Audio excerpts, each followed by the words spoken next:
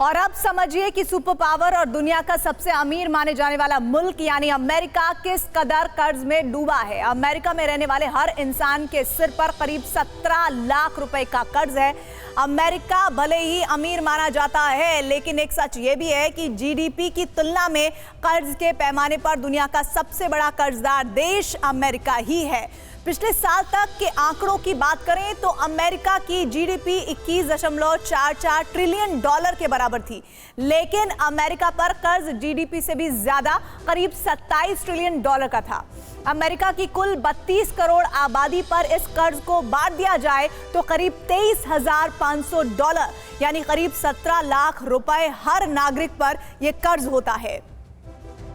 तो सबसे ताकतवर बने रहने की जिद कितनी महंगी हो सकती है, इसे आज बाइडेन से बेहतर कोई नहीं समझ सकता है। दरअसल अमेरिका दुनिया भर में 200 से ज्यादा मिलिट्री बेस ऑपरेट करता है।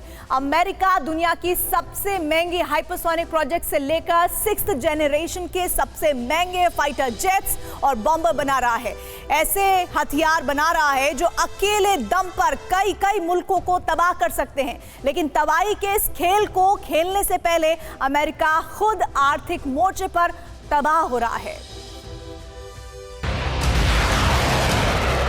सवाल यह है कि अमेरिका जैसा सुपर पावर शक्तिशाली और दुनिया का सबसे अमीर देश कर्ज के दलदल में इस कदर कैसे फंस गया कि बिना कर्जे के कैशलेस होने की नौबत आ गई।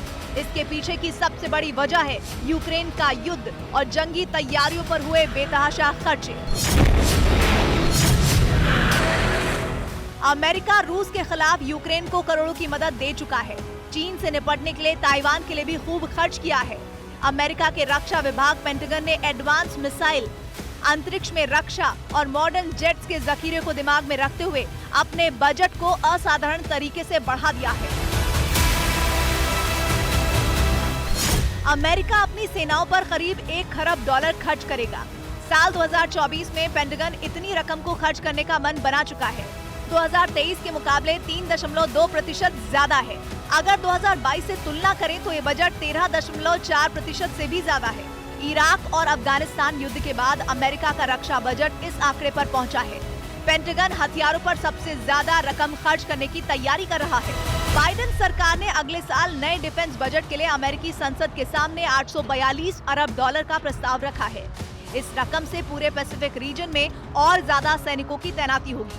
इसके साथ जापान, ऑस्ट्रेलिया और गुआम में नए एयरबेस, मिलिट्री बेस और मिसाइल साइलो बनाए जाने हैं। अमेरिका दुनिया की सबसे बड़ी इकोनॉमी है, लेकिन यूक्रेन युद्ध के बाद से जिस तरह अमेरिका ने जंगी मोर्चे पर बेतहाशा पैसा बहाया है, उसने यूएस इकोनॉमी को जबरदस्त प्रेशर में डाल दिया है। बीते कुछ महीने में अमेरिका के कई बड़े बैंक डूब गए हैं। अमेरिका के कई और बड़े बैंक डूबने की कगार पर हैं। अमेरिकी डॉलर को इस समय पूरी दुनिया में कड़ी चुनौती मिल रही है। यूक्रेन जंग के बाद कई देशों ने डॉलर के बजाय अपनी या फिर किसी दूसरी करेंसी में ट्रेड करना शुरू कर दिया है। अब अमेरिका की वित्त मंत्री जेनेट येलेन ने ये कहकर सनसनी फैला दी है कि अब अमेरिका के खजाने में इतनी रकम भी नहीं है कि कर्जों की किस्त चुकाई जा सके। युद्ध की तैयारी और सुपर पावर बने रहने की अंधी रेस में बाइडेन इस कदर खो गए कि अर्थव्यवस्था का हिसाब किताब ही भूल गए। पहली बार अमेरिका पर डिफॉल्टर होने का खतरा है। 1 ट्रिलियन डॉलर का मतलब 10 लाख करोड़ डॉलर होता है। अमेरिका को तुरंत डिफॉल्ट से बचने के लिए 31.4 ट्रिलियन डॉलर का भुगतान करना है। अमेरिका के इतिहास में ऐसा पहली बार हो रहा है। इससे पहले अमेरिका पर कभी भी डिफॉल्ट होने का खतरा नहीं मंडराया था, लेकिन जंग के जुनून ने अमेरिका को डिफॉल्टर बनने के कगार पर खड़ा कर दिया है। अगर अमेरिका ने डिफॉल्ट किया तो 70 लाख से ज्यादा नौकरियां एक झटके में खत्म हो जाएंगी। इससे अमेरिकी जीडीपी में तेजी से गिरावट आएगी। जब दुनिया की सबसे बड़ी इकोनॉमी में ही ऐसा होगा तो दुनिया के बाकी देशों पर भी इसका असर पड़ना तय है। लेकिन इतने के बाद भी अमेरिका की जंग की जिद कम नहीं हो रही। युद्ध ने सिर्फ अमेरिका का बजट ही नहीं बिगाड़ा है।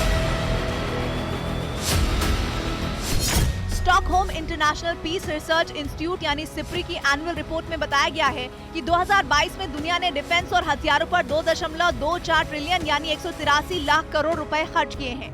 ये दुनिया में अब तक का मिलिट्री पर किया गया सबसे ज्यादा खर्च है। नेटो के सदस्य देशों ने कुल मिलाकर 2022 में 1,232 अरब डॉलर खर्च किए हैं। चीन ने साल 2022 में डिफेंस पर 23 लाख करोड़ रुपए का खर्च किया था। यूक्रेन युद्ध ने सबसे ज्यादा यूरोप का सैन्य खर्च बढ़ाया है। बीते 30 सालों में पहली बार यूरोप में सेना पर खर्च में सबसे ज्यादा 13% का इजाफा हुआ है। यूक्रेन का सैन्य खर्च पहले रूस की तुलना में महज 10% था, जो एक साल में ही बढ़कर 50% पर पहुंच गया।